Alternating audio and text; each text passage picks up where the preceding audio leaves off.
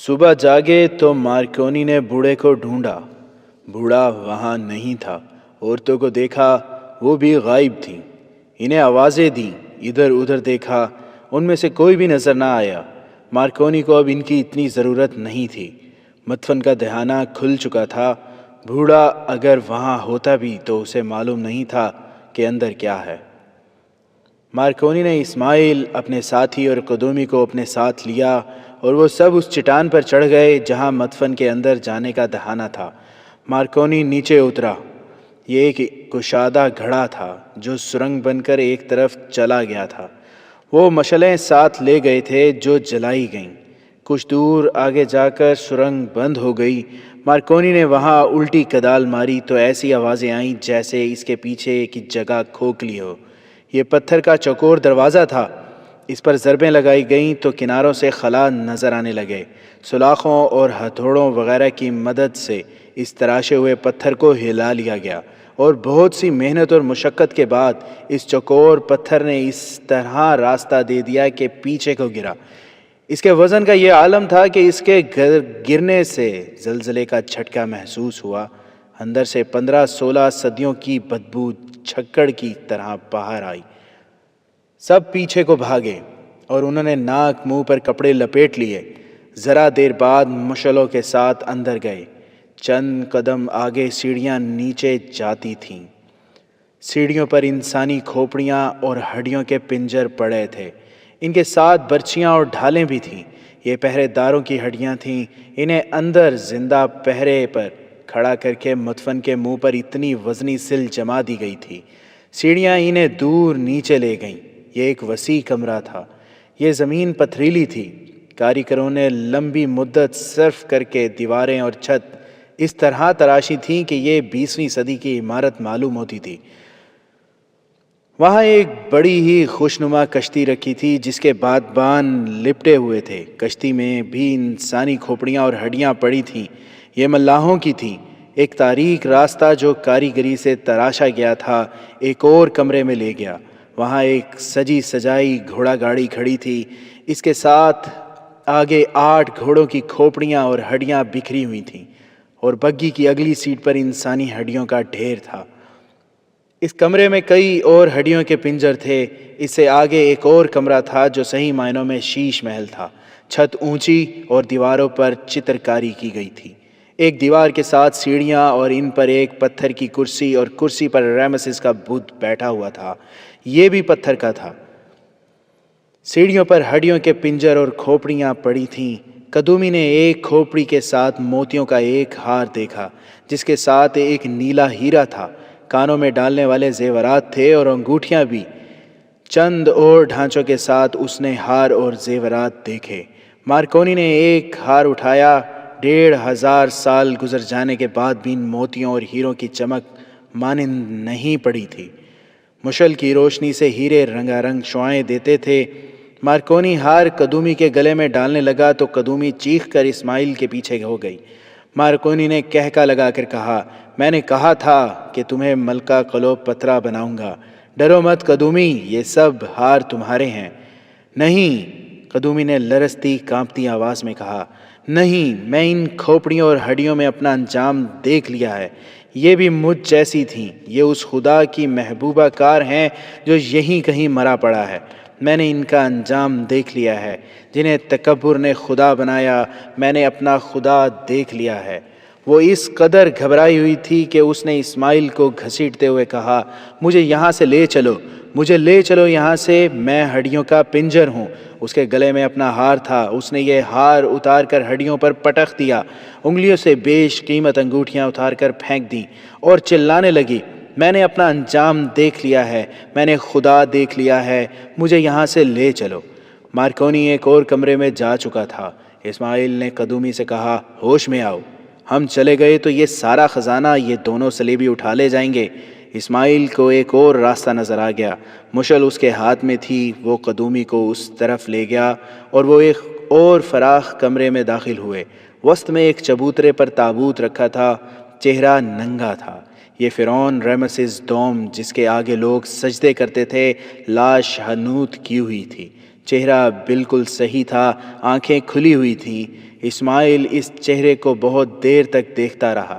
قدومی نے بھی دیکھا، پھر انہوں نے ایک دوسرے کی طرف دیکھا۔ انہوں نے ادھر ادھر دیکھا تو وہاں بھی ہڈیوں کے پنجر نظر آئے، اور وہیں انہیں بڑے خوشنما بکس بھی دکھائی دیے۔ ایک بکس کا ڈھکنا کھلا تھا۔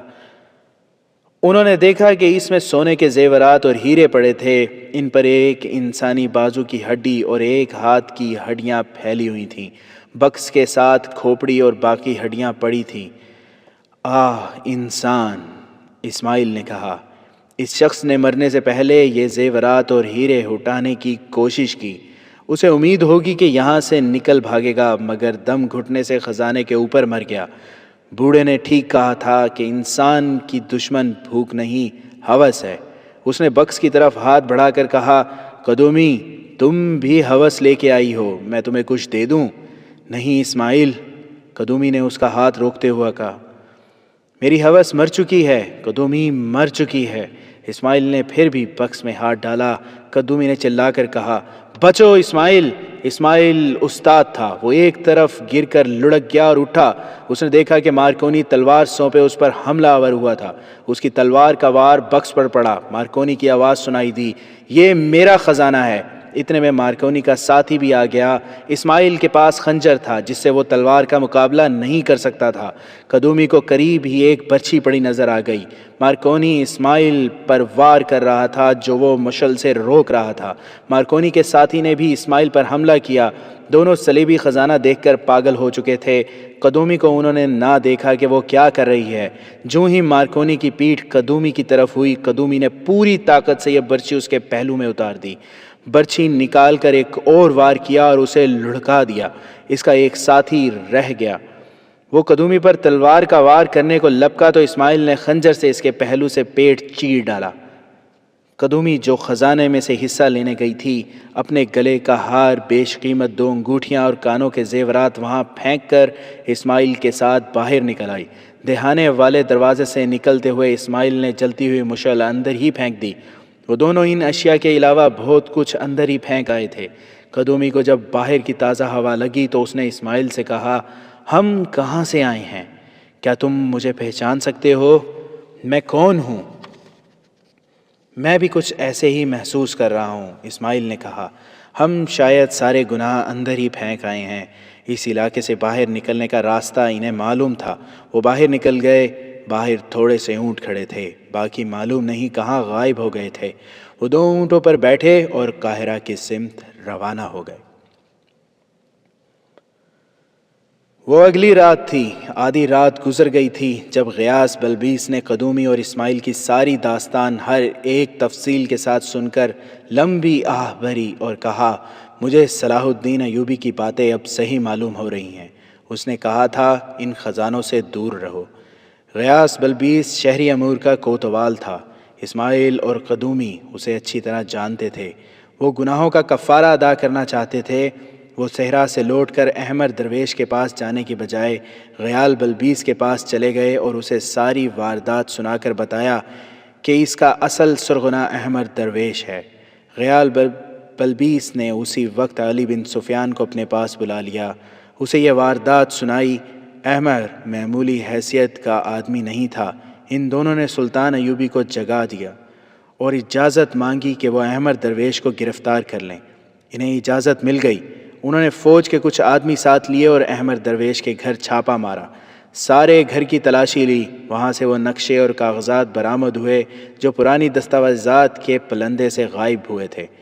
صبح علی بن سفیان اور غیال بلبیس کے ساتھ فوج کے ایک بڑے دستے کو اس پر اسرار علاقے کی طرف بھیجا گیا جہاں ریمسس کا مدفن تھا۔ سلطان ایوبی نے حکم دیا تھا کہ ثبوت وغیرہ دیکھ کر مدفن کو اسی طرح بند کر دیا جائے جس طرح پہلے تھا، کسی کو اندر نہ جانے دیا جائے۔ اسماعیل رہنمائی کر رہا تھا۔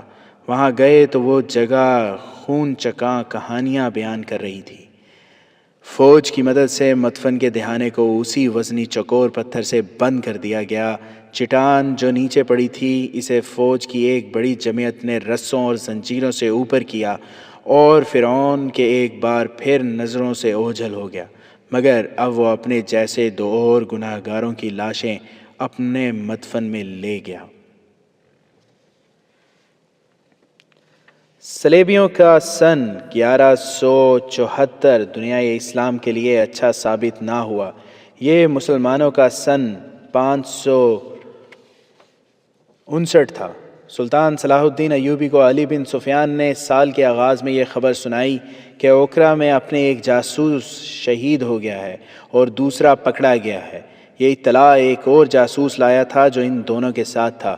یہ جاسوس کچھ قیمتی معلومات بھی لایا تھا، لیکن ایک جاسوس کی شہادت اور دوسرے کی گرفتاری نے سلطان ایوبی کو پریشان کر دیا۔ علی بن سفیان بھانپ گیا کہ سلطان ایوبی کچھ زیادہ ہی پریشان ہو گیا ہے۔ فوجی سراغ رسانی اور جاسوسی کا یہ ماہر سربراہ جانتا تھا کہ سلطان ایوبی نے سینکڑوں فوجیوں کی شہادت پر بھی کبھی پریشانی اور افسوس کا اظہار نہیں کیا، لیکن ایک چھاپا مار یا کسی ملک میں بھیجے ہوئے ایک جاسوس کی شہادت کی خبر سن کر اس کا چہرہ بجھ جایا کرتا ہے۔ اب ایک جاسوس کی شہادت اور ایک کی گرفتاری کی اطلاع پر علی بن سفیان نے سلطان ایوبی کے چہرے پر رنج کا تاثر دیکھا تو اس نے کہا، امیر محترم، آپ کا چہرہ اداس ہوتا ہے تو لگتا ہے سارا عالم اسلام ملول ہو گیا ہے۔ اسلام کی آبرو جانوں کی قربانی مانگتی ہے۔ ایک دن ہم دونوں کو بھی شہید ہونا ہے۔ ہمارے 2 جاسوس ضائع ہو گئے ہیں تو میں 2 اور بھیج دوں گا۔ یہ سلسلہ رک تو نہیں جائے گا؟ یہ سلسلہ رک جانے کا مجھے خدشہ نہیں علی۔ سلطان ایوبی نے رنجیدہ سی مسکراہٹ سے کہا، کسی چھاپا مار کی شہادت میرے ذہن میں یہ سوچ بیدار کر دیتی ہے کہ ایک یہ سرفروش ہیں جو ہماری نظروں سے اوجھل، وطن سے دور، اپنی بیوی بچوں، بہن بھائیوں اور ماں باپ سے دور، دشمن کے ملک میں تنہا اپنا فرض ادا کرتے ہیں اور جان کی قربانی دیتے ہیں، اور ایک یہ ایمان فروش ہیں جو گھروں میں بادشاہوں کی طرح رہتے ہیں، عیش و عشرت کرتے اور اسلام کی جڑیں کاٹنے میں اپنے دشمن کا ہاتھ بٹاتے ہیں۔ کیا آپ پسند فرمائیں گے کہ سالاروں، نائب سالاروں اور تمام کمانداروں کو باقاعدہ واعظ دیے جایا کریں؟ علی بن سفیان نے کہا، آپ انہیں مہینے میں ایک بار اسلام کی عظمت اور صلیبیوں کے عزائم کے متعلق واعظ دیا کریں۔ میرا خیال ہے کہ جن کا رجحان دشمن پروری کی طرف ہے، انہیں بتایا جائے کہ ان کا دشمن کون ہے اور کیسا ہے تو وہ اپنے خیالات میں تبدیلی پیدا کر لیں گے۔ نہیں، سلطان ایوبی نے کہا، جب انسان ایمان بیچنے پر آتا ہے تو اس کے آگے قرآن رکھ دو تو وہ اس مقدس کتاب کو اٹھا کر ایک طرف رکھ دے گا۔ ایک طرف صرف الفاظ ہوں اور دوسری طرف دولت، عورت اور شراب تو انسان الفاظ سے متاثر نہیں ہوتا۔ الفاظ نشہ دے سکتے ہیں، بادشاہی نہیں دے سکتے۔ ہماری قوم کے غدار بچے نہیں، وہ گنوار اور جاہل نہیں، وہ سب حاکم ہیں، فوج اور حکومت کے اونچے عہدے کے لوگ ہیں۔ وہ سپاہی نہیں، دشمن کے ساتھ ساز باز حاکم کی ہی کیا کرتے ہیں۔ سپاہی لڑتے اور مرتے ہیں، انہیں جھانسے دے کر بغاوت پر آمادہ کیا جاتا ہے۔ میں کسی کو وعظ اور خطبہ نہیں دوں گا۔ خطبے دینے والے حکمران دراصل کمزور اور بددیانت ہوتے ہیں۔ وہ قوم کا دل الفاظ سے اور جوشیلے خطبوں سے پرچایا کرتے ہیں۔ خطبے اور تقریریں کمزوری کی علامت ہوتی ہے۔ میں فوج اور قوم سے یہ نہیں کہوں گا کہ ہم فاتح اور خوشحال ہیں۔ میں حالات کو بدلوں گا، پھر حالات بتائیں گے کہ ہم امیر ہیں یا غریب، فاتح ہیں یا شکست خوردہ۔ قوم اور فوج مجھ سے اناج مانگے گی تو میں انہیں الفاظ کی خوراک نہیں دوں گا۔ غداروں کو میں سزا دوں گا، انہیں جینے کے حق سے محروم کر دوں گا۔ علی بن سفیان، مجھے الفاظ میں نہ الجھاؤ۔ اگر مجھے بولنے کی عادت پڑ گئی تو میں جھوٹ بولنا بھی شروع کر دوں گا۔ مصر میں بغاوت کا جو خطرہ پیدا ہو گیا تھا وہ ختم کر دیا گیا تھا۔ اعلیٰ عہدوں کی چند ایک حاکم پکڑے گئے اور سزا پا چکے تھے۔ 2 نے خود ہی سلطان ایوبی کے پاس آ کر اقبال جرم کیا اور معافی لے لی تھی۔ سلطان ایوبی کا یہ کہنا بالکل صحیح تھا کہ غداری اور بے اطمینانی پیدا کرنے کے ذمہ دار مفاد پرست حاکم ہوتے ہیں۔ فوج اور قوم کو گمراہ کر کے سرسبز باغ دکھائے جاتے اور بغاوت پر آمادہ کیا جاتا ہے۔ مصر میں 1174 کے آغاز تک فوج میں بغاوت کا نام و نشان تک نہ تھا۔ البتہ صلیبی جاسوسی اور تخریب کاری میں بدستور مصروف تھے۔ صلیبیوں کے جاسوس اور تخریب کار مصر میں موجود اور سرگرم تھے۔ یہ سلسلہ روکا بھی نہیں جا سکتا تھا۔ سلطان ایوبی نے اپنے جاسوس ان علاقوں میں بھیج رکھے تھے جو صلیبیوں کے قبضے میں تھے۔ سلطان ایوبی اس زمین دوز جنگ کا ماہر تھا۔ پاک فلسطین کی سرزمین کا ایک مقام تھا جو اس لحاظ سے اہم تھا کہ وہاں صلیبیوں کا سب سے بڑا پادری ہے جسے صلیب اعظم کا محافظ کہا جاتا تھا، وہ وہاں رہتا تھا۔ وہیں سے صلیبی کمانڈر ہدایات اور حوصلہ افزائی حاصل کرتے تھے، اور اوکرا اس دور میں صلیبیوں کے ہائی کمانڈ کا ہیڈ کوارٹر بن گیا تھا۔ جب نور الدین زنگی نے کرک کا قلعہ فتح کر لیا تو صلیبی اوکرا کے ہیڈ کوارٹر بنا کر بیت المقدس کو سلطان ایوبی اور نور الدین زنگی سے بچانے کی اسکیمیں بنا رہے تھے۔ وہاں کے حالات معلوم کرنے اور دشمن کی اسکیم کی اطلاع کرک میں زنگی کو یا قاہرہ میں سلطان ایوبی کو پہنچانے کے لیے 3 جاسوس بھیج دیے گئے تھے۔ ان کا کمانڈر عمران نام کا ایک نڈر اور ذہین جاسوس تھا۔ یہ علی بن سفیان کا انتخاب تھا۔ یہ تینوں نہایت خوبی سے اوکرا میں داخل ہوئے تھے۔ جیسا کہ پہلے سنایا جا چکا ہے کہ سلطان ایوبی نے شوبک کا قلعہ اور شہر فتح کیا تو وہاں سے بے شمار عیسائی اور یہودی کرک کی طرف بھاگ گئے تھے۔ مسلمانوں نے کرک پر چڑھائی کر کے یہ شہر بھی لے لیا تو وہاں سے بھی غیر مسلم بھاگے اور مختلف مقامات پر چلے گئے۔ ان دونوں مفتوحہ جگہوں کے ارد گرد کے علاقوں کے بھی عیسائی اور یہودی بھاگ گئے تھے۔ سلطان ایوبی کا انٹیلیجنس کا محکمہ بھی اپنی فوج کے ساتھ تھا۔ علی بن سفیان کی ہدایات کے مطابق کئی جاسوس عیسائیوں کے بحروپ میں عیسائیوں کے علاقوں میں بھیج دیے گئے۔ ان میں سے 3 کو یہ مشن دیا گیا کہ وہ اوکرا سے جنگی معلومات حاصل کر کے قاہرہ بھیجیں۔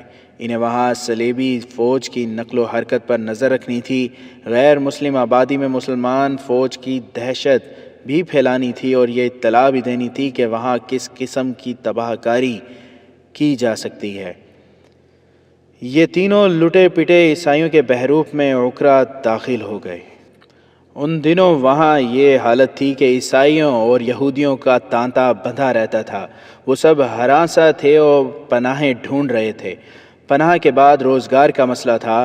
عمران اور اس کے دونوں جاسوسوں کو وہاں عیسائیوں کی حیثیت سے پناہ مل گئی۔ تینوں ذہین اور تربیت یافتہ تھے۔ عمران سیدھا بڑے پادری کے پاس چلا گیا، اپنے آپ کو کسی ایسے علاقے کا پناہ گزین ظاہر کیا جس پر مسلمانوں کا قبضہ ہو گیا تھا۔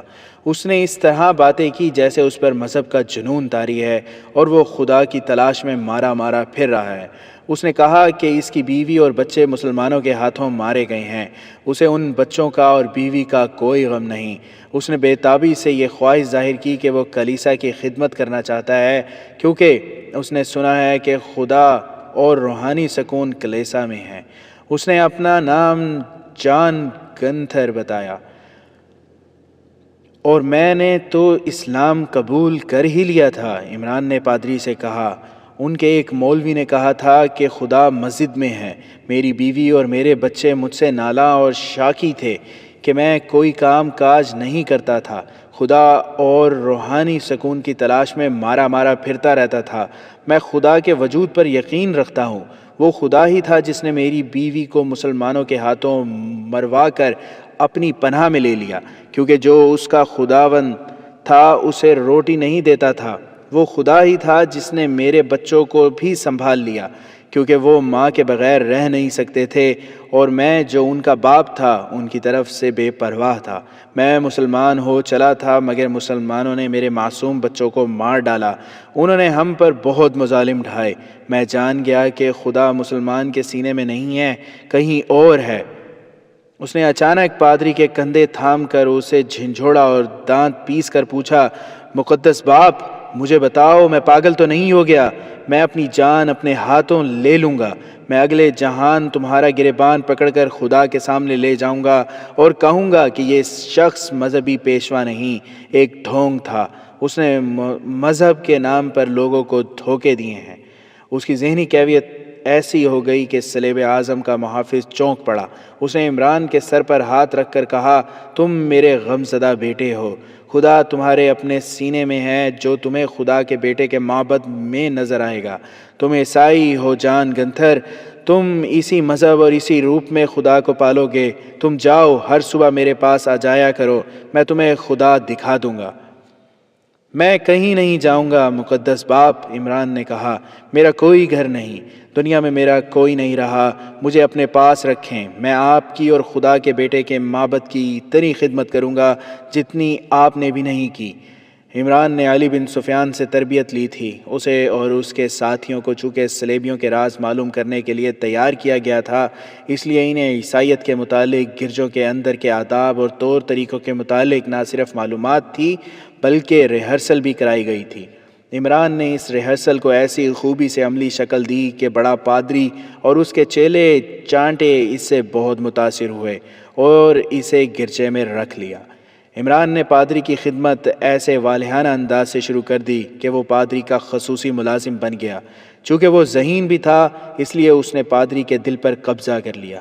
پادری نے تسلیم کر لیا کہ یہ شخص غیر معمولی طور پر ذہین ہے، لیکن اس پر مذہب کا جنون اتنی شدت سے طاری ہو گیا ہے کہ اس کی ذہانت بیکار ہو رہی ہے۔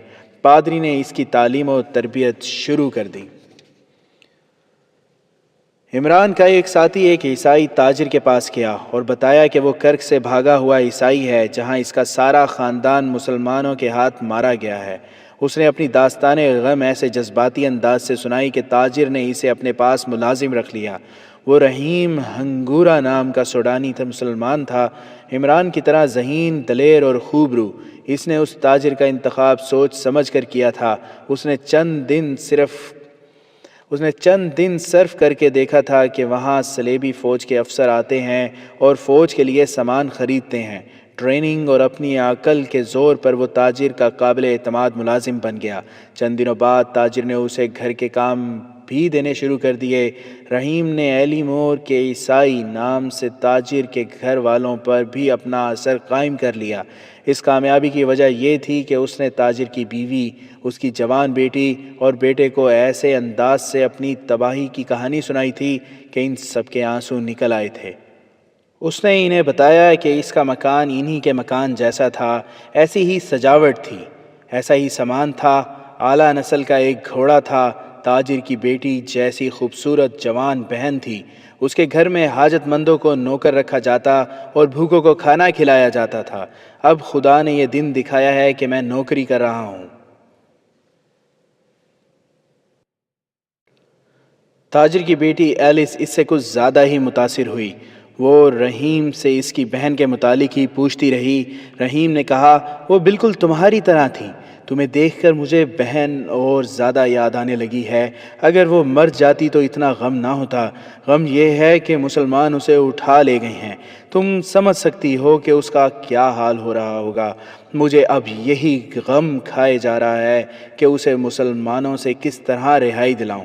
کبھی دل میں زیادہ ابال اٹھا تو شاید میں پاگلوں کی طرح وہیں جا پہنچوں جہاں بہن کو چھوڑ آیا ہوں۔ بہن تو نہیں ملے گی، مجھے موت مل جائے گی۔ میں زندہ نہیں رہنا چاہتا۔ ماں بیٹی نے ضرور سوچا ہوگا کہ اتنا خوبرو جوان جوانی کی عمر میں ہی غم میں گھلنے لگا ہے، اور اس کی جذباتی حالت بتا رہی ہے کہ اس کا غم ہلکا نہ کیا گیا تو یہ پاگل ہو جائے گا یا خودکشی کر لے گا۔ ایلس جو تاجر کی جوان اور غیر شادی شدہ بیٹی تھی، رحیم کے درد کو اپنے دل میں محسوس کرنے لگی۔ یہاں تک کہ رحیم جب باہر نکلا تو ایلس نے کسی بہانے باہر جا کر رحیم کو راستے میں روک لیا اور کہا کہ وہ ان کے گھر آتا رہا کرے۔ اس نے رحیم سے کچھ جذباتی باتیں کر کے اس کا غم ہلکا کرنے کی کوشش کی۔ ماں بیٹی نے تاجر سے بھی کہا کہ اس آدمی کا خیال رکھے۔ دراصل رحیم کی شکل و صورت اور ڈیل ڈول ایسی تھی کہ وہ کسی اونچے اور کھاتے پیتے خاندان کا بیٹا لگتا تھا۔ اس تاثر میں اگر کوئی کسر تھی تو وہ اس کی زبان اور اداکاری سے پوری ہو جاتی تھی جس کی اسے ٹریننگ دی گئی تھی۔ 3-4 روز بعد وہ تاجر کے پاس بیٹھا تھا کہ اسے اپنا ایک ساتھی جاسوس رضا الجاوہ نظر آ گیا۔ رحیم اس کے پیچھے پیچھے گیا اور اس کے ساتھ ساتھ چلتے اس سے پوچھا کہ وہ کیا کر رہا ہے۔ معلوم ہوا کہ اسے کوئی ٹھکانہ نہیں ملا۔ رضا تجربہ کار گھڑ سوار تھا اور گھوڑے پالنے اور سنبھالنے کی مہارت رکھتا تھا۔ رحیم اسے تاجر کے پاس لے آیا اور اس کا تعارف فرانس کے نام سے کرا کے کہا کہ یہ بھی کرک کا لٹا پٹا عیسائی ہے، اسے کہیں نوکر کرا دیا جائے۔ رحیم نے کہا، یہ گھوڑوں کے سائسوں کا انچارج ہے، یہی کام کر سکتا ہے۔ تاجر نے کہا، اس کے پاس بڑے بڑے فوجی افسر آتے ہیں، ان کی وساطت سے وہ فرانسس کو ملازمت دے دے گا۔ 2-3 روز بعد رضا کو اس استبل میں ملازمت مل گئی جہاں فوج کے بڑے افسروں کے گھوڑے رہتے تھے۔ تاجر کے پاس فوج کے افسر آتے رہتے اور وہ ان کے پاس جاتا رہتا تھا۔ رحیم نے دیکھا کہ تاجر ان افسروں کو شراب اور حشیش کے علاوہ چوری چھپے عورتیں بھی دیا کرتا تھا۔ اس طرح اس نے ان سب کو اپنی مٹھی میں لے رکھا تھا۔ رحیم تاجر کو صلاح الدین ایوبی اور نور الدین زنگی کے خلاف بھڑکاتا رہتا اور اس خواہش کا اظہار کرتا رہتا تھا کہ صلیبی فوج پورے عرب اور مصر پر قابض ہو جائیں اور کوئی مسلمان زندہ نہ رہے۔ اس خواہش میں وہ بعض اوقات اتنا بے تاب اور بے قابو نظر آتا تھا جیسے اکھرا کے مسلمانوں کا خون پی لے گا۔ تاجر اسے تسلی دیتا رہتا تھا کہ صلیبی فوج اس کی خواہش پوری کر دے گی۔ وہ صلیبی فوج کے ان افسروں کو بھی برا بھلا کہنے لگتا تھا جو اکھرا میں بیٹھے عیش کر رہے تھے۔ ان جذباتی باتوں کے ساتھ ساتھ رحیم عقل مندی کی باتیں بھی کرتا تھا اور مسلمانوں کو شکست دینے کے لیے ایسے جنگی نقشے اور منصوبے بناتا تھا کہ تاجر اسے غیر معمولی طور پر دانش مند سمجھتا تھا۔ ایسے ہی جذبات اور دانش مند باتوں کا نتیجہ تھا کہ تاجر نے اسے وہ فوجی راز دینے شروع کر دیے جو اسے فوجی افسروں سے حاصل ہوتے تھے۔ اس کے ساتھ ہی ایلس رحیم کی گرویدہ ہو گئی۔ رحیم نے ابتدا میں اسے بھی اپنے فرض کی ایک کڑی سمجھا، لیکن ایلس کے والہانہ پن نے رحیم کے دل میں اس کی محبت پیدا کر دی۔ رحیم نے دل میں فیصلہ کر لیا کہ اپنا فرض پورا کر کے وہ ایلس کو اپنے ساتھ قاہرہ لے جائے گا اور اسے مسلمان کر کے اس کے ساتھ شادی کر لے گا، مگر ابھی دونوں کو معلوم نہیں تھا کہ صلیبی فوج کا ایک بڑا افسر اس لڑکی پر نظر رکھے ہوئے ہے۔ رضا الجاوا بھی تربیت یافتہ جاسوس تھا۔ استبل میں اسے فوج کے کسی بڑے افسر کا گھوڑا مل گیا تھا۔ اس افسر نے محسوس کیا کہ رضا عام قسم کا سائنس نہیں بلکہ عقل و دانش بھی رکھتا ہے۔ وہ باتیں ہی ایسی کرتا تھا۔ جب کبھی یہ افسر استبل میں آتا تو رضا اس سے پوچھتا، صلاح الدین ایوبی کو آپ کب شکست دے رہے ہیں؟ اور پھر وہ بتاتا کہ صلاح الدین ایوبی کی فوج میں کیا خوبیاں اور صلیبی فوج میں کیا خامیاں ہیں۔ ایک روز اس نے کوئی ایسی بات کہہ دی جو اگر کوئی جنگی امور کا ماہر نہ کہے تو کم از کم ایک سائنس کے دماغ میں نہیں آ سکتی۔ اس افسر نے اس سے کہا، تم کون ہو؟ تمہارا پیشہ سائنسی نہیں ہو سکتا۔ آپ کو کس نے بتایا ہے کہ میرا پیشہ سائنسی ہے؟ رضا نے کہا، میں کرک میں گھوڑوں کا مالک تھا۔ میں خود تو فوج میں نہیں تھا، میرے 2 گھوڑے جنگ میں گئے تھے۔ یہ تو زمانے کے انقلاب ہیں کہ گھوڑوں کا مالک آج استبل میں سائنس ہے۔ مجھے اس کا کوئی غم نہیں۔ اگر آپ صلاح الدین ایوبی کو شکست دے دیں تو میں باقی عمر آپ کے جوتے صاف کرتے گزار دوں گا۔ صلاح الدین ایوبی کی قسمت میں شکست لکھ دی گئی ہے فرانسس، اس نے رضا سے کہا۔ لیکن کیسے؟ رضا نے کہا، اگر ہمارے بادشاہوں نے کرک اور شوبک پر حملہ کیا اور مسلمانوں کو اسی طرح محاصرے میں لے کر شکست دینے کی کوشش کی جس طرح انہوں نے ہمیں محاصرے میں لیا تھا تو آپ کامیاب نہیں ہوں گے۔ صلاح الدین ایوبی اور نور الدین زنگی جنگ کے استاد ہیں۔ میں نے سنا ہے کہ انہوں نے ہماری فوج کو قلعوں سے دور روکنے کا اہتمام کر رکھا ہے۔ عقل مندی اسی میں ہوگی کہ حملہ کسی ایسی سمت سے کیا جائے جو ایوبی کے وہم و گمان میں بھی نہ ہو۔ ایوبی اور زنگی قلعوں میں بیٹھے رہیں اور آپ مصر پر چھا جائیں۔ ایسے ہی ہوگا، افسر نے معنی خیز مسکراہٹ سے کہا۔ سمندر میں کوئی قلعہ نہیں ہوتا، مصر کے ساحل پر کوئی قلعہ نہیں۔ مصر اب صلیب کی حکمرانی ہوگی۔ یہ ابتدا تھی۔ اس کے بعد رضا نے اس افسر سے کئی ایک راز کی باتیں معلوم کر لیں۔ دشمن اپنا جنگی راز تفصیل سے بیان نہیں کیا کرتا۔ ہوشیار جاسوس اشاروں میں باتیں اگلوا لیتے اور ان اشاروں کو اپنے فن کے مطابق جوڑ کر وہ کہانی بنا لیتا ہے جسے راز کہتے ہیں۔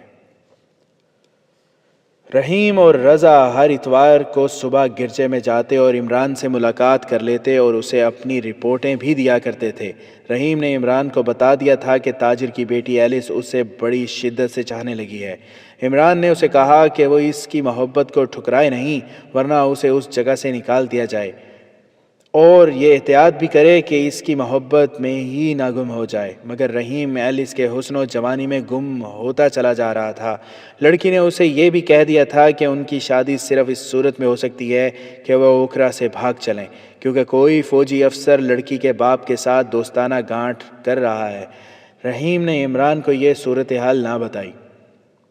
عمران نے پادری کا قرب اور اعتماد اس حد تک حاصل کر لیا تھا کہ اس کا ہم راز درباری بن گیا۔ وہ پادری سے ایسے سوال پوچھتا تھا جن میں ذہانت کی پختگی اور علم کی تشنگی ہوتی تھی۔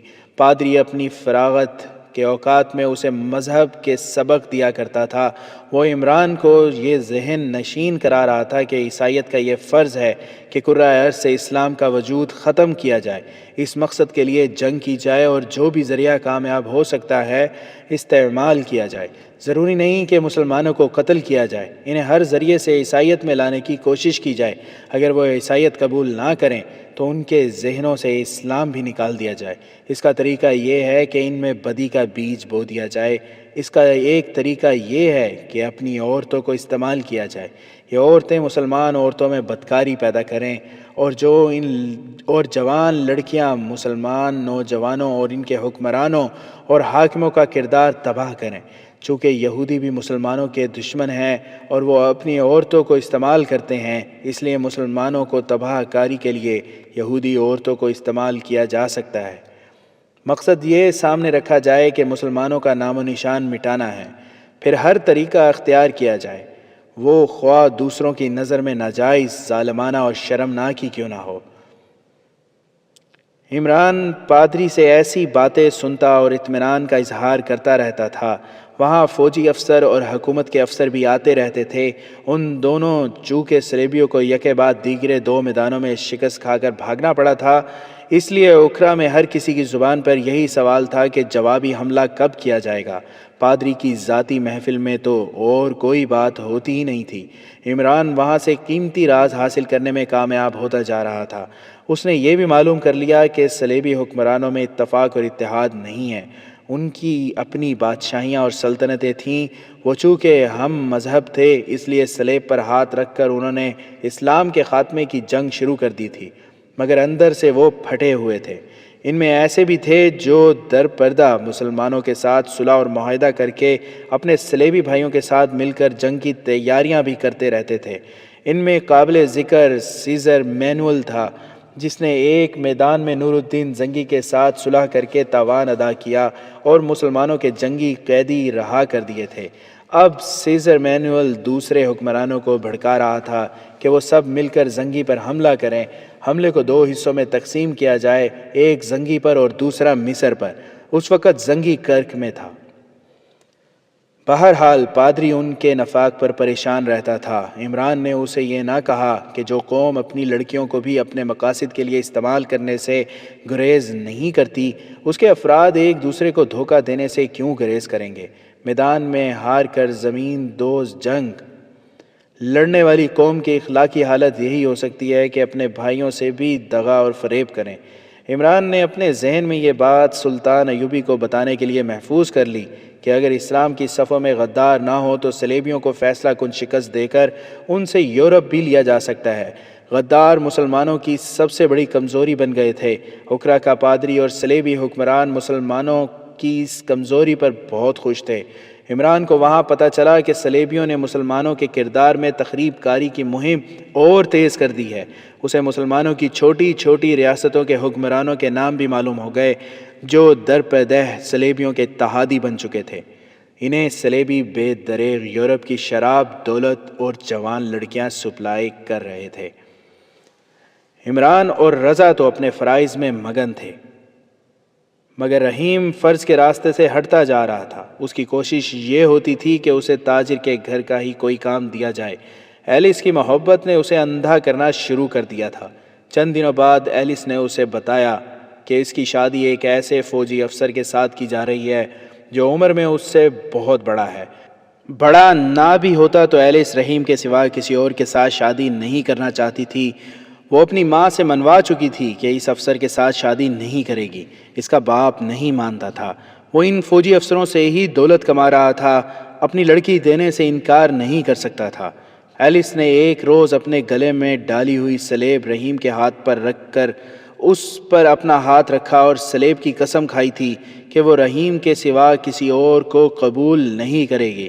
رحیم نے بھی سلیب پر ایسی ہی قسم کھائی تھی۔ ایک روز پادری کے پاس 4-5 فوجی افسر آئے اور اس کے خاص کمرے میں جا بیٹھے۔ عمران نے ان کے چہروں کے تاثرات سے محسوس کیا کہ کوئی خاص بات ہے۔ عمران پادری کے کمرے میں چلا گیا۔ ایک فوجی افسر بات کرتے چپ ہو گیا۔ پادری نے عمران سے کہا، جان گنتھر، تم کچھ دیر بعد باہر ہی رہو، ہم کوئی ضروری بات کر رہے ہیں۔ عمران دوسرے کمرے میں چلا گیا اور دروازے کے ساتھ کان لگا دیے۔ وہ لوگ آہستہ آہستہ بول رہے تھے، پھر بھی کام کی باتیں عمران کی سمجھ میں آ گئیں۔ جب فوجی افسر چلے گئے تو عمران وہاں سے ادھر ادھر ہو گیا تاکہ پادری کو شک نہ ہو۔ اس نے یہ ارادہ بھی کیا کہ اسی وقت بھاگ جائے اور کہیں رکے بغیر قاہرہ پہنچے اور سلطان ایوبی کو اطلاع کر دے کہ حملہ روکنے کی تیاری کر لے، مگر پادری نے اسے بلا کر ایسے کام پر لگا لیا کہ وہ فوری طور پر بھاگ نہ سکا۔ اس کے علاوہ اسے رحیم اور رضا سے بھی رپورٹیں لینی تھیں۔ ممکن تھا کہ ان کے کانوں میں بھی یہ خبر پہنچی ہو جو اس نے سنی ہے۔ اس نے سوچا کہ ان سے تصدیق ہو جائے تو تینوں اکٹھے اوکھرا سے نکل جائیں۔ اس کام کے لیے وہ 3-4 روز انتظار کر سکتا تھا، لیکن اس کی بے تابی اسے ٹکنے نہیں دے رہی تھی۔ دوسرے دن وہ رضا کے پاس گیا۔ رضا اسے استبل میں ملا۔ اس نے پوچھا کہ اسے کوئی نئی خبر ملی ہے۔ رضا نے بتایا کہ کچھ غیر معمولی سی سرگرمی نظر آ رہی ہے۔ اس نے اڑتے اڑتے سنی ہے کہ صلیبی جوابی حملہ خشکی کے راستے نہیں کریں گے۔ معلوم ہوتا ہے کہ وہ سمندر کی طرف سے آئیں گے۔ اب یہ معلوم کرنا ہے کہ ان کے حملے کی تفصیل کیا ہے۔ عمران نے اسے بتایا کہ اس حملے کو صلیبی فیصلہ کن بنانا چاہتے ہیں۔ اس نے جو کچھ سنا تھا وہ رضا کو سنا دیا اور اسے یہ مشن دیا کہ وہ اس حملے کی تفصیلات معلوم کرے۔ عمران صرف تصدیق کرنا چاہتا تھا، ورنہ وہ تفصیل سے تو آگاہ ہو ہی چکا تھا۔ اس نے رضا سے کہا کہ اب وہ 1-8 دن میں یہاں سے روانگی کی تیاری کرے، ان کا فرض پورا ہو چکا ہے۔ واپسی کے لیے انہیں گھوڑوں یا اونٹوں کی بھی ضرورت تھی جو انہیں کہیں سے چوری کرنے تھے۔ عمران رحیم سے ملنا چاہتا تھا تاکہ اسے بھی چوکنا کرے کہ واپسی کی تیاری کے لیے کہہ دے، لیکن رات ہو چکی تھی اور وہ اس کے ٹھکانے پر جانا نہیں چاہتا تھا کیونکہ تاجر نے اسے رہنے کے لیے جو جگہ دے رکھی تھی وہاں جانا ٹھیک نہیں تھا۔ عمران گرجے چلا گیا۔ وہ اگر رحیم کے پاس جاتا تو وہ اسے نہ ملتا۔ وہ اپنے ٹھکانے میں بھی نہیں تھا اور وہ اوکھرا میں بھی نہیں تھا۔ جب عمران اپنے فرض کی ادائیگی کے لیے پریشان ہو رہا تھا اس وقت ایلس نے رحیم کو کسی اور ہی پریشانی میں ڈال رکھا تھا۔ ہوا یوں تھا کہ صلیبیوں نے رقص اور کھانے کی محفل منعقد کی تھی۔ ایلس کے امیدوار نے اسے اپنے ساتھ رقص کے لیے کہا تو ایلس نے اسے ٹھکرا دیا اور وہ اس سے کم عمر کے افسروں کے ساتھ ناچتی رہی۔ اس کے امیدوار نے اس کے باپ سے شکایت کی۔ اس کا باپ بھی اس محفل میں موجود تھا جہاں شراب کی سراہیاں خالی ہو رہی تھیں۔ باپ نے ایلس کو ڈانٹ کر کہا کہ وہ اپنے منگیتر کی توہین نہ کرے اور اس کے ساتھ ناچے۔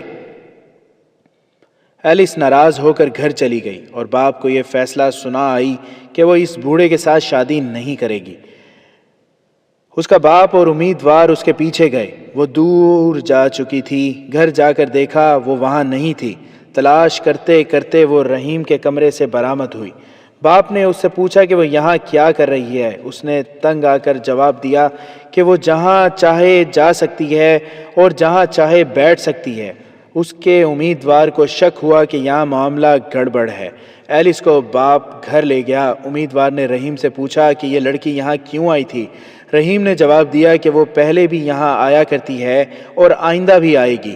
امیدوار بڑا افسر تھا۔ اس نے رحیم کو دھمکی دی کہ وہ یہاں سے چلا جائے ورنہ اسے زندہ نہیں رہنے دیا جائے گا۔ رحیم کے جسم میں جوانی کا خون تھا۔ اس نے ترکی با ترکی جواب دیا۔ معاملہ بگڑ گیا۔ تاجر نے آ کر بیچ بچاؤ کرا دیا۔ ایلس کے امیدوار نے کہا کہ وہ اس آدمی کو یہاں دیکھنا نہیں چاہتا۔ دوسرے دن تاجر نے رحیم سے کہا کہ وہ اسے ملازمت میں نہیں رکھ سکتا کیونکہ فوج کے اتنے بڑے افسر کو ناراض کر کے وہ اپنا کاروبار تباہ نہیں کرنا چاہتا۔ اس نے رحیم کو یہ نصیحت کی کہ وہ وہاں سے چلا جائے کیونکہ فوجی افسر اسے کئی جرم کے بغیر قید خانے میں ڈال دے گا۔ رحیم بھول چکا تھا کہ وہ کس مقصد کے لیے یہاں آیا ہے۔ اس نے ایلس کو اپنے ذاتی وقار کا مسئلہ بنا لیا۔ اس کے امیدوار کی دھمکی کا وہ عملی جواب دینا چاہتا تھا۔ تاجر اپنی دکان میں تھا۔ رحیم اس کے گھر گیا، ایلس سے ملا اور اسے بتایا کہ اس کے باپ نے اسے نوکری سے نکال دیا ہے۔ ایلس اس کے ساتھ بھاگ جانے کو تیار ہو گئی۔ بھاگنے کا وقت شام کے بعد کا مقرر کیا گیا، جب اس کا باپ گھر نہیں ہوتا تھا۔ رات کو اس وقت جب عمران رضا کے پاس بیٹھا اس راز کے متعلق باتیں کر رہا تھا جس کے لیے انہوں نے جان کا خطرہ مول لے رکھا تھا، رحیم ایلس کے انتظار میں شہر سے باہر اس جگہ کھڑا تھا جو اسے ایلس نے بتائی تھی۔ ایلس نے اسے کہا تھا کہ وہ باپ کے گھوڑے پر آئے گی اور وہ دونوں ایک ہی گھوڑے پر بھاگیں گے۔ وہ بے صبری سے ایلس کا انتظار کر رہا تھا اور ڈر رہا تھا کہ وہ باپ کا گھوڑا کس طرح چرا کر لا سکے گی۔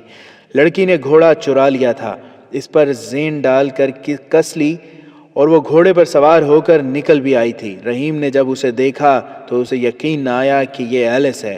اس کی آواز پر وہ گھوڑے پر اس کے پیچھے سوار ہو گیا۔ کچھ دور تک انہوں نے گھوڑے کی رفتار آہستہ رکھی۔ شہر سے دور جا کر رحیم نے گھوڑے کو ایڑ لگا دی۔ کچھ دیر بعد وہ اکرا سے کافی دور جا چکے تھے۔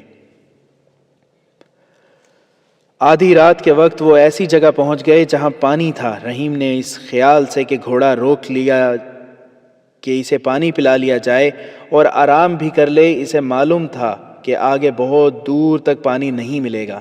اسے یقین ہو گیا تھا کہ وہ پکڑے نہیں جائیں گے۔ کسی کو کیا خبر کہ وہ کس طرف گئے ہیں۔ اس نے ایلس سے کہا کہ آرام کر لیں، شہر کی تاریکی میں روانہ ہو جائیں گے۔ تم بیت المقدس کا راستہ جانتے ہو؟ ایلس نے اس سے پوچھا۔ انہوں نے اوکھرا سے بھاگتے وقت یہ طے کیا ہی نہیں تھا کہ انہیں کہاں جانا ہے۔ اب لڑکی نے بیت المقدس کا نام لیا تو رحیم نے کہا، بیت المقدس کیوں؟ میں تمہیں وہاں لے جاؤں گا جہاں تمہارے تعاقب میں کوئی آنے کی جرت نہیں کرے گا۔ کہاں؟ ایلس نے پوچھا۔ مصر، رحیم نے جواب دیا۔ مصر؟ ایلس نے حیرت زدہ ہو کے پوچھا۔ وہ تو مسلمانوں کا ملک ہے، وہ ہمیں زندہ نہیں چھوڑیں گے۔ مسلمانوں کو تم نہیں جانتی ایلس، رحیم نے کہا۔ مسلمان بڑی رحم دل قوم ہے، تم چل کے دیکھنا۔ نہیں، ایلس نے بدک کر کہا، مجھے مسلمانوں سے ڈر آتا ہے۔ بچپن سے مجھے مسلمانوں کے متعلق بڑی غلط باتیں بتائی گئی ہیں۔ ہمارے ہاں مائیں اپنے بچوں کو مسلمانوں سے ڈرایا کرتی ہیں۔ مجھے مسلمانوں سے نفرت ہے۔ وہ ڈر رہی تھی اور رحیم کے ساتھ لگ گئی تھی۔ اس نے کہا، مجھے بیت المقدس لے چلو، وہاں ہم شادی کر لیں گے۔ بیت المقدس کدھر ہے؟ میں سمت بھول گئی ہوں۔ میں مصر کی طرف جا رہا ہوں، رحیم نے کہا۔ ایلس بگڑ گئی اور پھر رونے لگی۔ تم مسلمانوں سے نفرت کرتی ہو؟ بہت زیادہ۔ اور مجھ سے تمہیں محبت ہے؟ بہت زیادہ۔ اور اگر میں تمہیں یہ بتا دوں کہ میں مسلمان ہوں تو تم کیا کرو گی؟ میں ہنسوں گی، ایلس نے کہا۔ مجھے تمہارے لطیفے اور مذاق بہت اچھے لگتے ہیں۔ میں مذاق نہیں کر رہا ایلس، رحیم نے سنجیدہ لہجے میں کہا۔ میں مسلمان ہوں، اور ذرا اس قربانی پر غور کرو جو مجھ سے تمہاری محبت نے کرائی ہے۔ میں یہ قربانی بخوشی دے رہا ہوں۔ کیسی قربانی؟ ایلس نے کہا۔ تم تو پہلے ہی بے گھر تھے، اب ہم اپنا گھر بنائیں گے۔ نہیں ایلس، رحیم نے کہا، میں اب بے گھر ہوا ہوں۔ تم اپنے گھر سے بھاگی ہو۔ میرے ساتھ شادی کر کے تم اپنا گھر بسا لو گی، لیکن میرا کوئی ٹھکانہ نہیں ہوگا۔ میں اپنے فرض کا بھگوڑا ہوں، میں اپنی فوج کا بھگوڑا ہوں، میں جاسوس ہوں۔ اکرا میں جاسوسی کرنے آیا تھا، مگر تمہاری محبت پر میں نے اپنا فرض قربان کر دیا ہے۔ تم مجھے ڈرا رہے ہو، ایلس نے ہنستے ہوئے کہا۔ چلو سو جاؤ، میں تمہیں جلدی جگا دوں گی۔ میں تمہیں ڈرا نہیں رہا ایلس، رحیم نے کہا۔ میرا نام رحیم ہنگور ہے، ایلی مور نہیں۔ میں تمہیں دھوکے میں نہیں رکھنا چاہتا۔ میں تمہیں یقین دلاتا ہوں کہ تمہیں جہاں رکھوں گا پورے آرام میں رکھوں گا۔ تمہیں تمہارے باپ کے گھر والی بادشاہی نہیں دے سکوں گا، لیکن تکلیف بھی نہیں ہونے دوں گا۔ تمہاری زندگی آرام سے گزرے گی۔ مجھے اسلام قبول کرنا پڑے گا؟ ایلس نے پوچھا۔ تو اس میں کیا حرج ہے؟ رحیم نے کہا۔ تم ایسی باتیں نہ سوچو، وقت ضائع ہو رہا ہے، سو جاؤ، ہمارا سفر بڑا لمبا ہے، باتوں کے لیے بہت وقت ہے۔ وہ لیٹ گیا، ایلس بھی لیٹ گئی۔ ذرا سی دیر بعد ایلس کو رحیم کے خراٹے سنائی دینے لگے۔ اسے نیند نہیں آ رہی تھی۔ وہ گہری سوچوں میں کھو گئی تھی۔ رحیم کی آنکھ کھلی تو صبح کا اجالا سفید ہو چکا تھا۔ وہ گھبرا کر اٹھا، اسے اتنی دیر نہیں سونا چاہیے تھا۔ آنکھیں مل کر ادھر ادھر دیکھا، وہاں گھوڑا بھی نہیں تھا، ایلس بھی نہیں تھی۔ اس نے ادھر ادھر دیکھا، ایک ٹیلے پر چڑھ کر دیکھا، صحرا کی ویرانی کے سوا اسے کچھ بھی نظر نہ آیا۔ اس نے ایلس کو آواز دی، کوئی جواب نہ ملا۔ وہ سوچوں میں کھو گیا۔ ایک خیال یہ آیا کہ ان کے تعاقب میں کوئی آ گیا ہوگا اور وہ ایلس کو سوتے میں اٹھا کر لے گیا ہوگا۔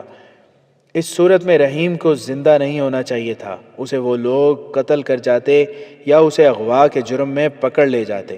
حیرت اس پر تھی کہ وہ ایلس کو ایسی خاموشی سے اٹھا کر لے گئے کہ رحیم کی آنکھ ہی نہ کھلی۔ دوسری صورت یہ تھی کہ ایلس خود بھاگ گئی ہے، کہ اس رحیم کو صرف اس لیے ٹھکرایا ہے کہ وہ مسلمان ہے۔ ایلس جہاں کہیں بھی گئی اور اسے جو کوئی بھی لے گیا، رحیم کو اب یہ سوال پریشان کرنے لگا کہ وہ کہاں جائے۔ حکرہ واپس جانا خطرے سے خالی نہیں تھا، قاہرہ جانے سے بھی ڈرتا تھا۔ اس نے اپنا فرض پورا نہیں کیا تھا۔ اس نے اپنے کمانڈر عمران کو نہیں بتایا تھا کہ وہ جا رہا ہے۔ سوچ سوچ کر اس نے ایک بہانہ گھڑ لیا۔ اس نے فیصلہ کر لیا کہ وہ اب قاہرہ کی بجائے کرک چلا جائے اور وہاں بتائے کہ اسے پہچان لیا گیا تھا کہ وہ مسلمان ہے اور جاسوس ہے۔ وہ بڑی مشکل سے بھاگ کر وہاں سے نکلا۔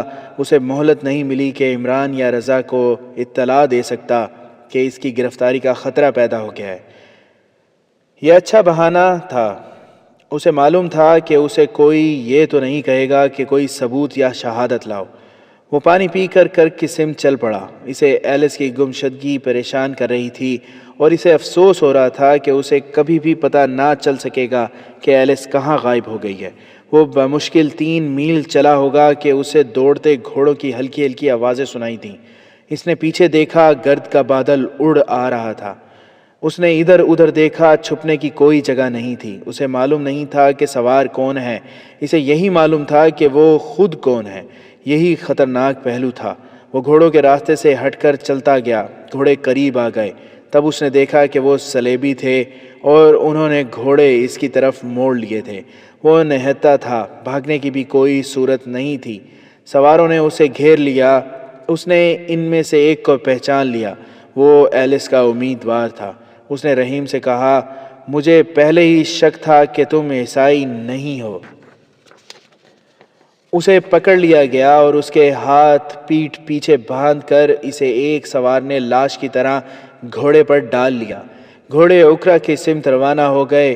یہ وہ وقت تھا جب عمران رحیم سے ملنے گیا تو وہ اسے نہ ملا۔ تاجر کے ایک نوکر نے اسے بتایا کہ اسے نوکری سے نکال دیا گیا ہے۔ عمران شش و پنج میں پڑ گیا۔ رحیم جا کہاں سکتا ہے، اس کے پاس کیوں نہیں آیا؟ عمران گرجے میں واپس چلا گیا۔ رضا سے وہ شام کے بعد مل سکتا تھا۔ انہیں رحیم کو ڈھونڈنا تھا۔ یہ خطرہ بھی محسوس کیا گیا کہ وہ گرفتار نہ ہو گیا ہو۔ اس صورت میں یہ خطرہ تھا کہ اس نے اپنے دونوں ساتھیوں کو نشاندہی نہ کر دی ہو۔ عمران کو یہ سوچ پریشان کر رہی تھی کہ رحیم اگر پکڑا گیا تو کہیں ایسا نہ ہو کہ وہ اور رضا بھی پکڑے جائیں۔ پکڑے جانے اور مارے جانے کا انہیں فکر نہ تھا۔ فکر یہ تھا کہ انہوں نے وہ راز حاصل کر لیا تھا جس کے لیے وہ یہاں آئے تھے۔ وہ اب انہیں یہاں سے نکلنا تھا۔ سورج غروب ہونے میں ابھی بہت دیر باقی تھی۔ رضا استبل سے باہر کہیں کھڑا تھا۔ 4 گھوڑے استبل کے دروازے پر رکے۔ ایک سوار نے اتنے آگے کسی کو لاش کی طرح ڈال رکھا تھا۔ اسے اتارا گیا۔ یہ دیکھ کر رضا کا خون خشک ہو گیا کہ وہ رحیم تھا۔ اس کے ہاتھ پیٹھ پیچھے بندھے ہوئے تھے۔ سواروں میں ایک بڑا افسر تھا۔ رضا اسے اچھی طرح جانتا پہچانتا تھا، دوسروں سے بھی وہ واقف تھا۔ رحیم کو وہ لے جانے لگے تو بڑے افسر نے رضا کو دیکھ لیا، اسے فرانسس کے نام سے بلایا۔ رضا دوڑا گیا لیکن اس کے پاؤں نہیں اٹھ رہے تھے۔ وہ سمجھ گیا کہ اسے بھی گرفتار کیا جائے گا۔ 4 گھوڑے اندر لے جاؤ، اس افسر نے رضا سے کہا، ہمارے سائز کے حوالے کر دینا۔ اس نے رحیم کے متعلق حکم دیا، اسے اس کمرے میں لے چلو۔ رضا کو چونکہ فرانسس کے نام سے بلایا گیا تھا اس لیے وہ جان گیا کہ رحیم نے اس کی نشاندہی نہیں کی۔ یہ صلیبی افسر اسے ابھی تک سائس فرانسس سمجھ رہے تھے۔ اس نے ایک افسر سے پوچھا، یہ کون ہے؟ اس نے چوری کی ہوگی۔ یہ صلاح الدین ایوبی کا جاسوس ہے، ایک فوجی نے جواب دیا اور طنزیہ لہجے میں کہا، اب یہ تہ خانے میں جاسوسی کرے گا، جاؤ گھوڑے لے جاؤ۔ اس دوران رضا اور رحیم نے ایک دوسرے کو گہری نظروں سے آنکھوں ہی آنکھوں میں ڈال کر دیکھا۔ انہوں نے آنکھوں کے کچھ اشارے مقرر کر رکھے تھے، اگر ایسی صورتحال میں دو جاسوسوں کا سامنا ہو جائے تو وہ ایک اشارہ تو یہ کرتے ہیں کہ بھاگ جاؤ، دوسرا یہ کہ کوئی خطرہ نہیں۔ رحیم نے رضا کو ایسا ہی اشارہ دیا جس سے اسے تسلی ہو گئی کہ اس نے کسی کی نشاندہی نہیں کی۔ تاہم ان کے لیے یہ خوشی کی بات نہیں تھی، ان کا ساتھی پکڑا گیا تھا اور وہ جانتا تھا کہ تہ خانے میں اس کا کیا حشر کیا جائے گا۔ رحیم کو اب مرنا تھا، مگر بڑی ہی اذیت ناک موت مرنا تھا۔ رضا کو معلوم تھا کہ رحیم کو کون سے کمرے میں لے جایا جا رہا ہے اور اس کے بعد اسے کہاں لے جائیں گے۔ عمران گرجے کے ساتھ اپنے کمرے میں پریشانی کی حالت میں بیٹھا سوچ رہا تھا کہ رحیم کہاں غائب ہو گیا ہے۔ اس کے کمرے کا دروازہ کھلا، وہ رضا تھا۔ اندر آ کر اس نے دروازہ بند کر دیا اور گھبرائی ہوئی سرگوشی میں کہا، رحیم پکڑا گیا ہے۔ اس نے جو دیکھا تھا وہ عمران کو سنا دیا۔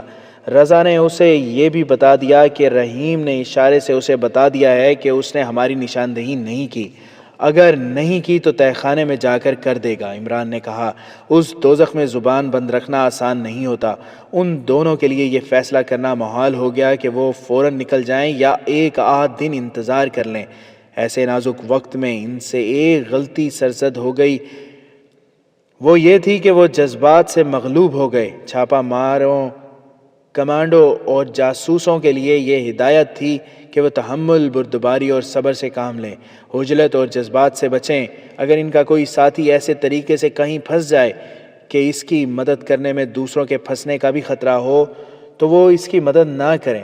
رضا جذبات میں آ گیا، اس نے کہا، میں رحیم جیسے خوبصورت اور دلیر دوست کو قید سے نکالنے کی کوشش کروں گا۔ ناممکن ہے، عمران نے کہا، اسے ایسے خطرناک ارادے سے باز رکھنے کی کوشش کرنے لگا۔ میں چونکہ وہیں رہتا ہوں جہاں رحیم کو لے گئے ہیں، اس لیے دیکھوں گا کہ اسے وہاں سے نکالنا ممکن ہو سکتا ہے یا نہیں۔ رضا نے کہا، میں نے وہاں اتنی دوستی پیدا کر رکھی ہے کہ مجھے معلوم ہو جائے گا کہ رحیم کہاں ہے۔ اگر میں اس تک پہنچ گیا تو رحیم آزاد ہو جائے گا یا میں بھی اس کے ساتھ ہی جاؤں گا، اور اگر میں بھی پکڑا گیا تو تم نکل جانا۔ راز تمہارے پاس ہیں، میں رحیم کے بغیر واپس نہیں جاؤں گا۔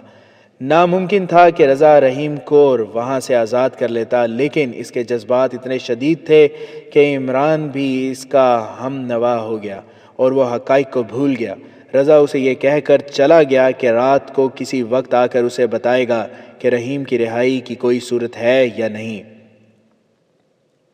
اگر کوئی صورت نہ ہوتی تو وہ رات کو نکل جائیں گے۔ عمران کے ذمے یہ کام تھا کہ وہ گھوڑوں کا انتظام کر لے۔ گھوڑوں کا انتظام آسان نہیں تھا۔ پادری کے باڈی گارڈوں کے گھوڑے وہاں موجود تھے، انہی میں سے 2 یا 3 گھوڑے چوری کرنے تھے۔ اس وقت تک رحیم کو قید خانے میں نہیں ڈالا گیا تھا، اسے انٹیلیجنس کے 2 وحشی قسم کے افسروں کے حوالے کر دیا گیا تھا۔ جاسوس جب پکڑا جاتا ہے تو سزا کا مرحلہ سب سے آخر میں ہوتا ہے، پہلے اس سے معلومات لی جاتی ہے۔ جاسوس اکیلا نہیں ہوتا، پورا گروہ ہوتا ہے۔ گرفتار کیے ہوئے جاسوس سے یہی ایک سوال پوچھا جاتا ہے کہ وہ اس کے ساتھی کہاں ہیں، اور دوسرا سوال یہ کہ اس نے کیا کیا معلومات حاصل کی ہیں۔ رحیم سے بھی یہی سوال پوچھا گیا، اس نے جواب دیا کہ وہ اکیلا ہے۔ دوسرا سوال پوچھا گیا کہ اس نے یہاں سے کوئی خفیہ بات معلوم کی ہے تو وہ بتا دے۔ رحیم نے جواب دیا کہ اس کے پاس کوئی راز نہیں۔ تاجر کی بیٹی ایلس کے ساتھ تعلقات کے متعلق پوچھا گیا تو اس نے بتایا کہ وہ ایک دوسرے کو چاہتے تھے۔ ایلس کی شادی ایک بوڑھے افسر کے ساتھ کی جا رہی تھی، اس لیے وہ گھر سے بھاگنے پر مجبور ہو گئی۔ کیا تمہیں معلوم ہے کہ تم کس طرح پکڑے گئے ہو؟ نہیں، رحیم نے جواب دیا، میں اتنا ہی جانتا ہوں کہ میں پکڑا گیا ہوں۔ تم اور بھی بہت کچھ جانتے ہو، ایک افسر نے اسے کہا۔ وہ سب کچھ بتا دو جو تم جانتے ہو، تمہیں کوئی تکلیف نہیں دی جائے گی۔ میں یہ جانتا ہوں کہ میں اپنا فرض بھول گیا تھا، رحیم نے کہا۔ میں اس سزا کو خوشی سے قبول کروں گا، مجھے جس قدر تکلیف اور جتنی اذیت دے سکتے ہو دو، میں اسے اپنا گناہ کی سزا سمجھ کر قبول کروں گا۔ کیا تمہارے دل میں ابھی تک ایلس کی محبت ہے؟ ابھی تک ہے، رحیم نے کہا، اور ہمیشہ رہے گی۔ میں اسے اپنے ساتھ قاہرہ لے جا رہا تھا، اسے مسلمان کر کے اس کے ساتھ شادی کرنی تھی۔ اگر ہم یہ کہیں کہ اس نے تمہارے ساتھ دھوکہ کیا ہے تو تم مان لو گے؟ نہیں، رحیم نے کہا، جس نے میرے لیے اپنا گھر اور اپنے عزیز چھوڑ دیے تھے وہ دھوکہ نہیں دے سکتی، اس کے ساتھ کسی نے دھوکہ کیا ہے۔ اگر ہم ایلس تمہارے حوالے کر دیں تو کیا تم ہمیں بتا دو کہ اوکھرا میں تمہارے کتنے ساتھی ہیں اور وہ کہاں ہیں؟ اس سے پوچھا گیا، اور یہ بھی بتا دو گے کہ تم نے یہاں سے کون سا راز حاصل کیا ہے؟ رحیم کا سر جھک گیا۔ ایک افسر نے اس کا سر اوپر اٹھایا تو رحیم کی آنکھوں میں آنسو تھے۔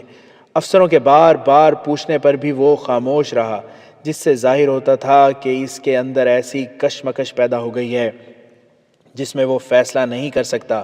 اس کا رویہ اور رد عمل کیا ہونا چاہیے؟ اس کی یہ کیفیت ظاہر کرتی تھی کہ اس کے دل میں ایلس کی محبت بہت گہری اتری ہوئی ہے۔ تمہیں آخر کار ہمارے تمام سوالوں کا جواب دینا ہوگا، ایک افسر نے کہا۔ اس وقت تک تم ہڈیوں کا ڈھانچہ بن چکے ہوگے، تم جیو گے نہ مرو گے۔ اگر پہلے ہی جواب دے دو تو ایلس تمہارے پاس ہوگی اور تم آزاد ہوگے۔ اس وقت تم قید خانے میں نہیں، یہ ایک افسر کا کمرہ ہے۔ اگر تم سوچنے کی مہلت چاہتے ہو تو آج رات تمہیں اسی کمرے میں رکھا جائے گا۔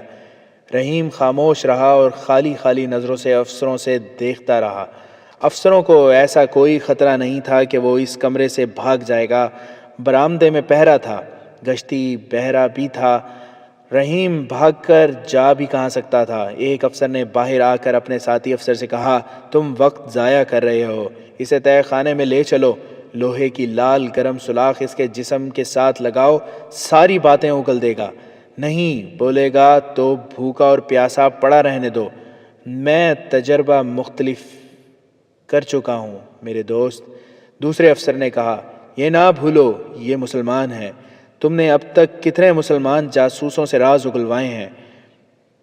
کیا تم نہیں جانتے کہ یہ کمبخت ایک بار ڈٹ جائیں تو مر جاتے ہیں، زبان نہیں کھولتے؟ یہ شخص کہہ چکا ہے کہ ہماری ہر اذیت اپنے گناہ کی سزا سمجھ کر قبول کر لے گا۔ یہ کٹر مسلمان معلوم ہوتا ہے۔ یہ تہہ خانے میں جا کر بھی کہہ دے گا کہ وہ کچھ بھی نہیں بتائے گا۔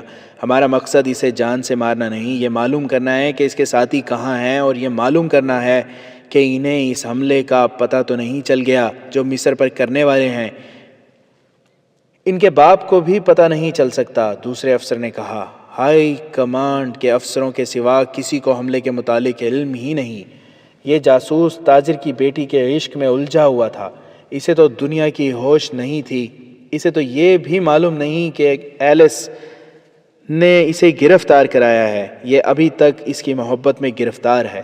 میں ایلس کو ہی استعمال کرنا چاہتا ہوں، ایک نے کہا۔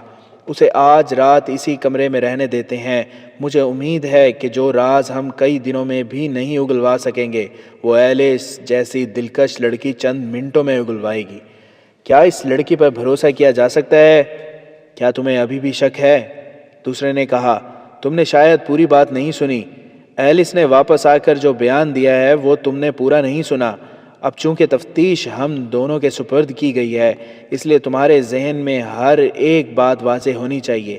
ایلس اس شخص کو بری طرح چاہتی تھی، وہ اسے ایلیمور نام کا عیسائی سمجھتی تھی۔ ایلس کا باپ اس کی شادی کمانڈر ویلس میکارٹس کے ساتھ کرنا چاہتا تھا، وہ دراصل اپنی بیٹی رشوت کے طور پر دے رہا تھا۔ ایلس اس جاسوس کے ساتھ بھاگ گئی۔ راستے میں اس نے ایلس کو بتا دیا تھا کہ وہ ایلیمور نہیں، رحیم ہے اور وہ مسلمان ہے۔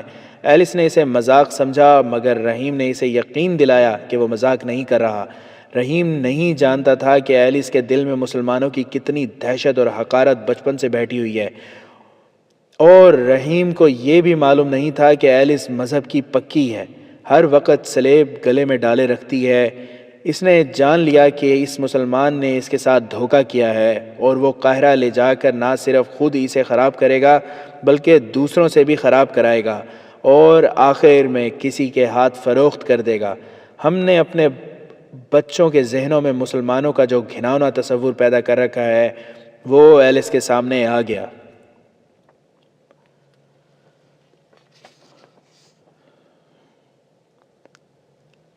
ایلس کے دل میں مذہب کی محبت پیدا ہو گئی اور یہ محبت مسلمان کی محبت پر ایسی غالب آئی کہ اسے حقارت میں بدل دیا۔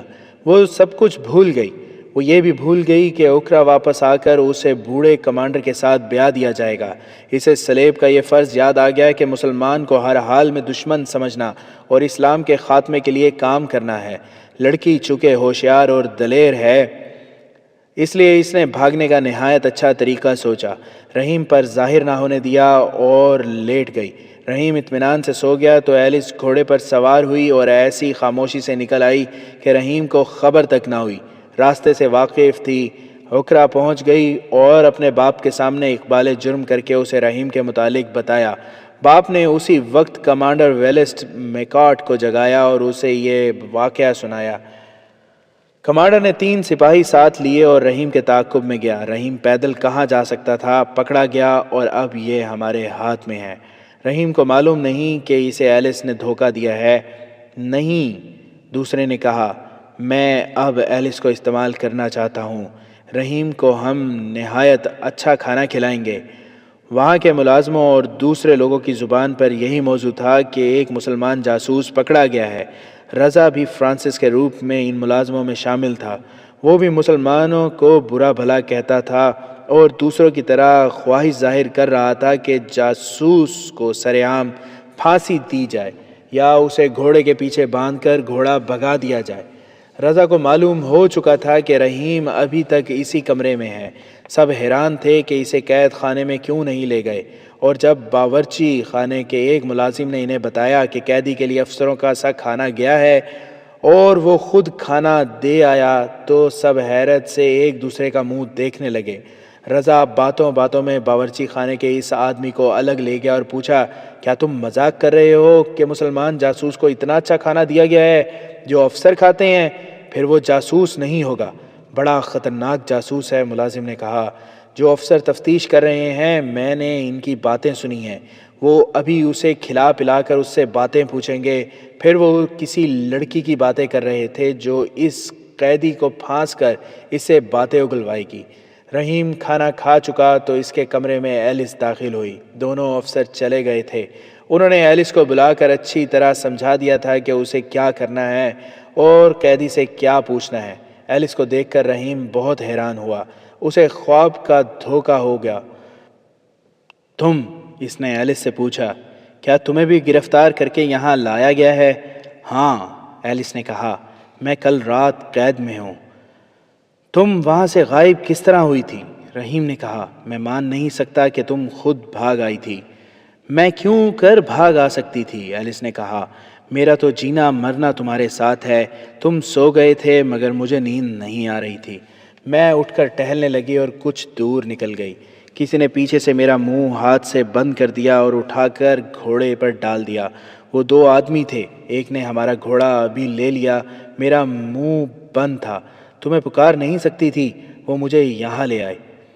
انہیں کس نے بتایا ہے کہ میں ایلیمور نہیں رحیم ہوں؟ رحیم نے پوچھا، اور جنہوں نے تمہیں وہاں جا پکڑا تھا وہ مجھے بھی کیوں نہ پکڑ لائے؟ انہوں نے مجھے قتل کیوں نہ کر دیا؟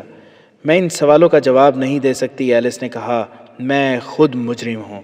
تم جھوٹ بول رہی ہو ایلس، رحیم نے کہا، تمہیں دھمکا کر میرے متعلق پوچھا گیا ہے اور تم نے ڈر کے مارے بتا دیا ہے کہ میں کون ہوں۔ مجھے تم سے کوئی شکوہ نہیں، میں کبھی برداشت نہیں کر سکتا کہ تمہیں کوئی تکلیف ہو۔ اگر تمہیں میری تکلیف کا خیال ہے تو یہ لوگ تم سے جو کچھ پوچھتے ہیں وہ انہیں بتا دو، ایلس نے کہا۔ انہوں نے میرے ساتھ وعدہ کیا ہے کہ وہ تمہیں رہا کر دیں گے۔ بات پوری کرو ایلس، رحیم نے طنزیہ لہجے میں کہا۔ یہ بھی کہو کہ میں سب کچھ بتا دوں تو مجھے رہا کر دیں گے اور تم میرے ساتھ شادی کر لو گی۔ شادی بھی ہو سکتی ہے، ایلس نے کہا، بشرط یہ کہ تم عیسائی ہو جاؤ۔ کیا تم یہ امید لے کے آئی ہو کہ میں رہائی کی خاطر اپنا مذہب چھوڑ دوں گا؟ رحیم نے کہا، ایلس، میں فوج کا معمولی سا سپاہی نہیں، جاسوس ہوں، عقل رکھتا ہوں۔ میں اسی گناہ کی سزا بھگت رہا ہوں کہ عقل پر تمہاری محبت کو سوار کر لیا تھا۔ تم جھوٹ بول رہی ہو، جس سلیب کی تم قسمیں کھا رہی ہو وہ گلے میں ڈال کر جھوٹ بول رہی ہو۔ کیا یہ غلط ہے کہ تم خود وہاں سے بھاگی ہو؟ کیونکہ تمہارے دل میں مسلمانوں کے خلاف نفرت بھری ہوئی ہے۔ تمہیں مجھ پر اعتماد نہ رہا اور مجھے سوتا چھوڑ کر بھاگ آئیں۔ یہاں آ کر تم نے اپنے بوڑھے منگیتر کو میرے پیچھے بھیج دیا۔ میرے دل میں بھی تمہاری قوم کے خلاف نفرت ہے۔ میں تمہاری قوم کو اپنا دشمن سمجھتا ہوں۔ میں نے اپنی جان تمہاری قوم کو تباہ کرنے کے لیے داؤ پر لگائی ہے، لیکن تمہاری محبت محبت ہی رہے گی، اس پر نفرت غالب نہیں آ سکے گی۔ میں نے تمہاری خاطر اپنا فرض فراموش کیا، اپنا مستقبل تباہ کیا، مگر تم نے ناگن کی طرح ڈنگ مارا۔ وہ ایسے انداز سے بول رہا تھا کہ ایلس کی زبان بند ہو گئی۔ اس کے دل میں رحیم کی محبت موجود تھی۔ رحیم نے جب اس کی آنکھوں میں آنکھیں ڈال کر دھیمے اور پر اثر انداز میں باتیں کیں تو یہ جوان لڑکی اپنے سینے سے اٹھتے ہوئے جذبات کے بگولے کی لپیٹ میں آ گئی۔ پہلے تو اس کے آنسو پھوٹے، پھر اس نے بے تابی سے رحیم کے دونوں ہاتھ تھام لیے اور روتے ہوئے کہا، مجھے تم سے نفرت نہیں، تم اپنا فرض بھول گئے تھے، میں نہ بھول سکی۔ میں مجرم ہوں، میں نے تمہیں پکڑوایا ہے۔ اس جرم کی سزا مجھے بڑی سخت ملے گی۔ مجھے چند دنوں میں اس بوڑھے کمانڈر کی بیوی بنا دیا جائے گا جو وحشی ہے اور شراب پی کر درندہ بن جاتا ہے۔ مجھے کچھ نہ بتاؤ ایلی مور، میں ایلی مور نہیں ہوں۔ رحیم نے کہا، میں رحیم ہوں۔